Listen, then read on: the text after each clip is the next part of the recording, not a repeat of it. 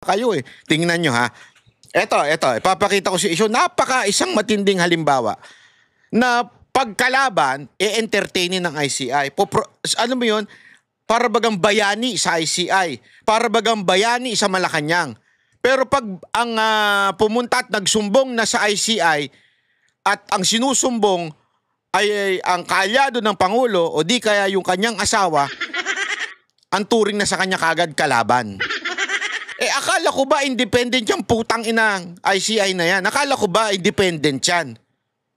Pero pag may lumapit na ang nagsusumbong na tungkol sa asawa ng presidente, ngayon pa lang dinidiscredit nyo na kaagad. Tanginang independent yan. Kagaguhan. Diba? Tila pagdududa ang naging tugon ng Malacanang sa letter of sentiment na humihiling na investigasyon laban kay First Lady Liza Araneta Marcos. Ang naturang liham ay inihain ng isang pribadong mamamayan sa Independent Commission for Infrastructure o ICI. Inhalintulad pa ng palasyo sa isang nuisance candidate ang nagsumite ng liham at iginiit na ito ay pawang hearsay evidence lamang kaya hindi ito bibigyang pansin ng First Lady. Si Rezelin Catarong magbabalita.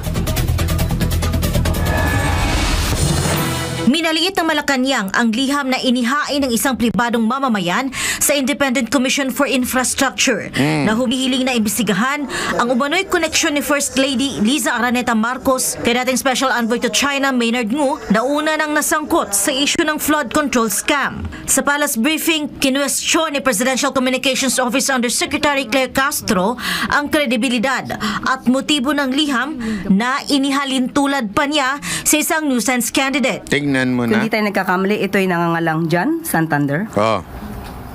Para siyang isang nuisance candidate na parang binigyan ng pera para bumili ng suka at isinabay ang pagbibigay ng letter of sentiment. Tingnan mo na kagaguhan din itong statement na ganito, di ba? I mean, even if sabihin na natin nuisance yan, si Raulo yan, kung sino man yan, walang kwenta yan, walang silbi yan na tao. Kung independent ang isang body, ang isang organisasyon o isang departamento o isang ahensya ng gobyerno, dapat open siya kung ano mang isagmit sa kanya. Hindi nyo kagad tini-turn down. Wala pang isang araw, 2 araw, wala pa isang linggo bago nyo inimbestigahan, tinurn down nyo na. Sana man lang sinabi nyo, pag-aaralan natin ang sinumite ng mga ebidensya at pagka nalaman natin na ito'y merong katotohanan, i-follow up natin ito. Pero kung ito'y pawang pamumulitika lamang, we will dismiss this. Ganun sana. Ayun ako na lang kaya maging spokesperson ni Marcos. Siguro 1 million kada araw. Pwede, payag na ako. Baba na 30 million lang kada. Mahirap. Dapat 1 billion. Laki na laki ng budget ng Pilipinas eh. Hindi, di ba? Kaysa yung ganitong klaseng pronouncement. Diyan, pinapatunayan ninyo na hindi talaga kayo open. Hindi kayo independent. Sinusuplak nyo na kaagad eh. Paano na ngayon yung mga gustong magsalita? Basta para bagang ang dating nito. Pagkakaalyado ni Marcos, wag na kayo magsalita. Kasi susuplakin lang din kayo. Kung kaalyado ng mga Duterte o malapit sa mga Duterte o inaway si Martin Romualdez, magsalita na kayo. Bayani kayo. That's for sure. Kayo na. Sigurado yan. Pakikinggan namin kayo. Dalhin sa ICI. Tinawag ni Castro ang hakbang na ito bilang hindi naaayon sa mandato ng ICI. Ikaw ang hindi naaayon. Yung ugali mo hindi naaayon sa Malacanang.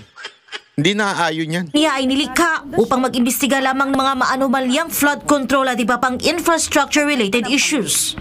Kung inyo makakahalubilo muli ang isang John Santander, maaari po ba niyong itanong sa kanya kung alam ba niya ang mandato ng ICI? Alam naman natin ang mandato ng ICI ay mag-imbestiga ng mga maanumalyang flood control projects at mga infrastructure. Sa pagsusuri umano ng Malacanang sa nilalaman ng liham at mga kalakip nito, iginiit ni Castro na wala rong malinaw na aligasyon patungkol sa... Eto sabi niya infrastructure. Meron issue dyan tungkol sa infrastructure eh. Yan sa sinumiti na yan eh. Alam mo yun, ang kalokohan talaga eh. Tapos kesyo ngayon daw sinasabi na pinag-aralan na. Ilang araw pa lang, 2 araw. Ang bilis nyo ha. Ang bilis nyo pagkakampi ninyo, ang bilis ninyong pag-aralan ha. Anomalyang flood control projects na nag-uugnay sa unang ginang. Mismo, ang mga attachments ay walang nag-uugnay at walang naipakitang anumang ebidensya na magsasabing merong anomalyang flood control projects na pinasok ang unang ginang.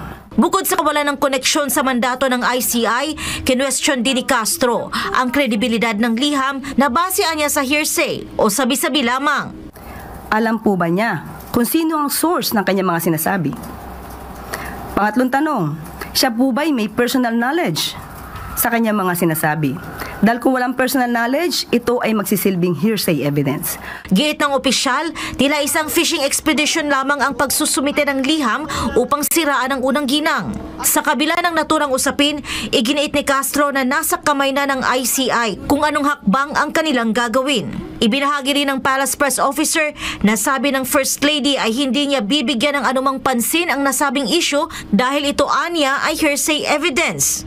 Nang tanungin kung paano niya ilalarawan ang ugnayan ng First Lady kay Maynard Ngu, nilinaw ni Castro na walang direktang pahayag ukol dito mula sa unang ginang. Samantala, kinumpirma ng Malacanang na hindi na nagsisilbi si Maynard Ngu bilang Special Envoy to China for Trade, Investments and Tourism. Simula Agosto 2025, ani Castro, hindi na hawak ni Ngu ang posisyon bilang Special Envoy dahil natapos na ang kanyang termino o na-expire na ang kanyang appointment. Wala namang nabanggit ang palasyo kung sino ang papalit sa pwesto. Para sa Diyos at sa Pilipinas kong mahal, ito si Cresceline Cata. Grabe, no? Yan po yung sinasabi natin na talagang itong ICI isang kalokohan. Yan ang katotohanan dyan. Kalokohan. Dahil di naman kayo bukas na talagang imbestigahan ng lahat ng tao. Bukas lang kayo imbestigahan lahat ng kalaban ni Marcos at ni Romualdez. Gago! Yan ang totoo.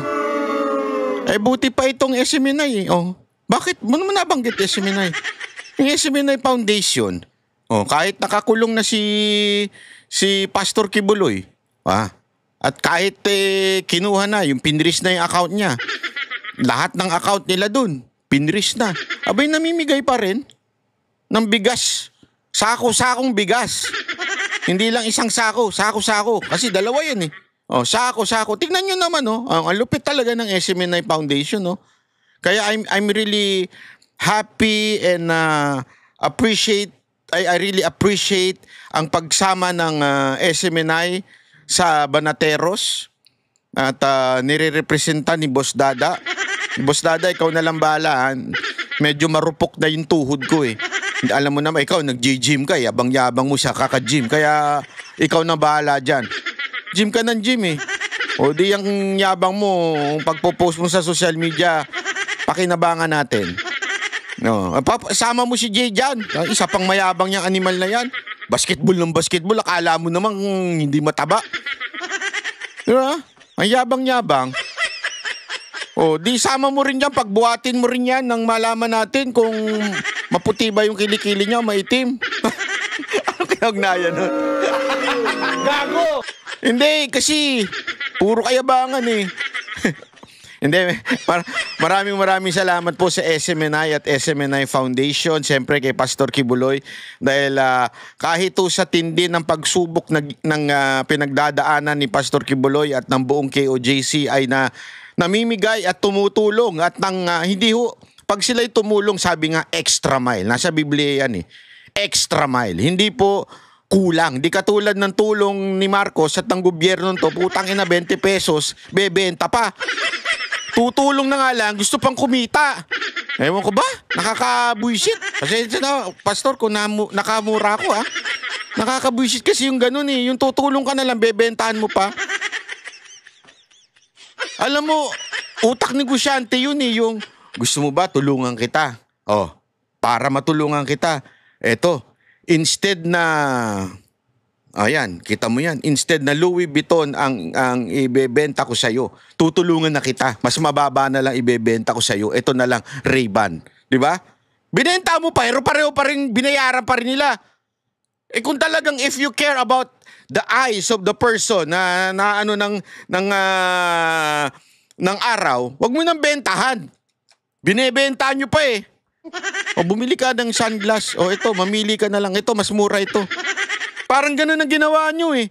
Kaysa napakainin nyo yung mga tao, hindi, ito, mas mura ito. 20 pesos na lang yung bigas. Anak ng tutsang kalabaw yan, oh.